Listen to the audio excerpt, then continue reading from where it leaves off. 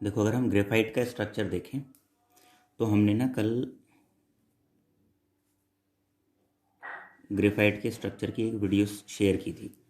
ठीक है, उसमें ना ग्रेफाइट का स्ट्रक्चर बता रखा था किस तरह का होता है।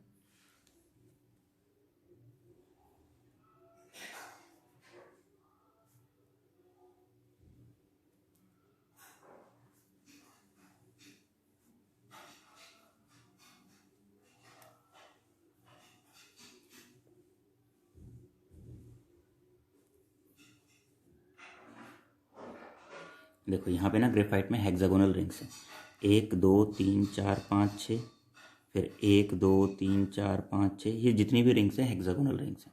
यहाँ जो एक कार्बन है अपने नेबरिंग 3 कार्बन एटम से अटैच है, 1 2 3, ये वाला भी 1 2 3।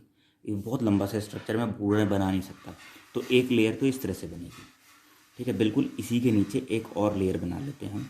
ठीक है, जिसे मैं चलो यहाँ यहाँ मार्क कर लेता हूँ।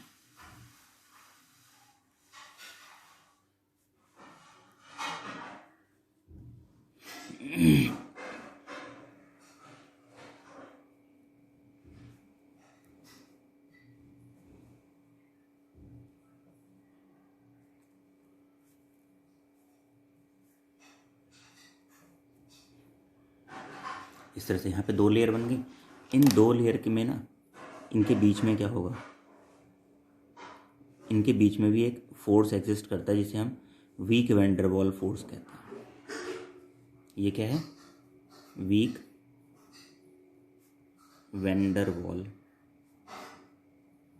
Force of attraction. ये लेयर 1 और ये लेयर 2। तो जो अलग अलग लेयर्स हैं, इन लेयर्स के बीच में जो फोर्स ऑफ अट्रैक्शन है वो वीक वैंडरवॉल फोर्स है। इस फोर्स ऑफ वीक फोर्स की वजह से ये लेयर्स ना इस तरह से स्लाइड कर सकती हैं। यानी कि तुमने देखा होगा जैसे ये एक बुक है, इस बुक में ना ये देखो, ये लेयर आगे पीछे स्लाइड कर सकती है इस तरह से। ठीक है, ये इस तरह से, तो ये स्लाइडिंग हो सकती है इसके अंदर। तो ये लेयर्स ना स्लाइड कर सकती हैं, इस वजह से ग्रेफाइट क्या होता है, सॉफ्ट होता है एंड स्लिपरी होता है। ठीक, दूसरी चीज़, क्योंकि एक कार्बन एटम अपने नेबरिंग 3 कार्बन एटम से अटैच होता है, तो कार्बन के पास इलेक्ट्रॉन कितने फ्री होते हैं? 4। 4 में से 3 इलेक्ट्रॉन इसने शेयर कर लिए, 1 इलेक्ट्रॉन रह गया। तो वो जो फ्री इलेक्ट्रॉन है वो इसके गुड कंडक्टिविटी के लिए रेस्पॉन्सिबल होता है। तो अब देख लेते हैं हमने लिखा क्या है। Each carbon atom in graphite layer is joined to 3 other carbon atom by strong covalent bond to form flat hexagonal rings. Hexagonal मतलब 6 साइड वाली rings. The various layers of carbon atom in graphite are quite far apart so that no covalent bond can exist between them. ये layers इतनी दूर होती हैं कि इनके बीच में covalent bond exist नहीं कर सकता, इसीलिए एक weak van der Waals force आता है। Various layers in graphite are held together by weak van der Waals forces.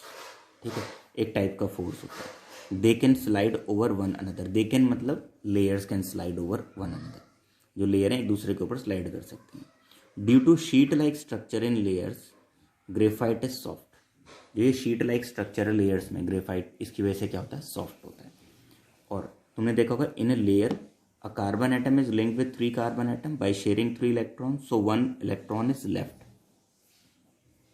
अब ये जो इलेक्ट्रॉन बचा हुआ है, making the graphite good conductor of electricity, यही इलेक्ट्रॉन क्या करता है, इस ग्रेफाइट को गुड कंडक्टर बनाता है।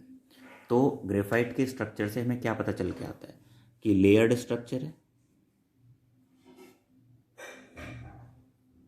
ठीक है, पहली चीज। दूसरी चीज, हेक्सागोनल रिंग्स हैं। ठीक है, एक कार्बन अपने नेबरिंग 3 कार्बन से लिंक्ड है। ठीक है, तो 1 इलेक्ट्रॉन फ्री हो गया।